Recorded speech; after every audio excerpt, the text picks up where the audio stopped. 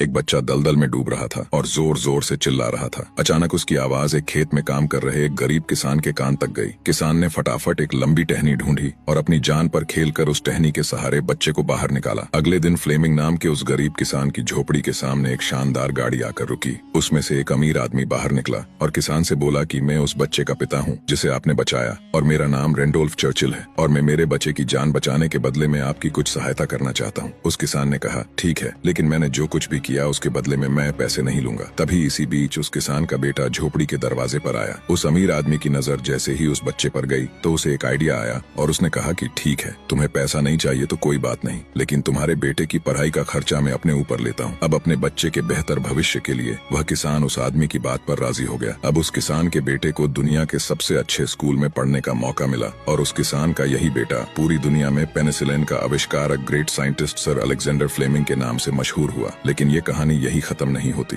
कुछ सालों बाद उस अमीर आदमी के बेटे को निमोनिया हो गया और उसकी जान सर अलेक्जेंडर फ्लेमिंग द्वारा बनाए गए पेनिसिलिन के इंजेक्शन से ही बची। और उस अमीर आदमी के बेटे का नाम था विंस्टन चर्चिल, जो 2 बार ब्रिटेन के प्रधानमंत्री रहे। दोस्तों, शायद इसीलिए कहते हैं कि कर्म हमेशा घूम कर आते हैं, इसलिए हमेशा दूसरों का अच्छा करें ताकि आपके साथ भी हमेशा अच्छा हो।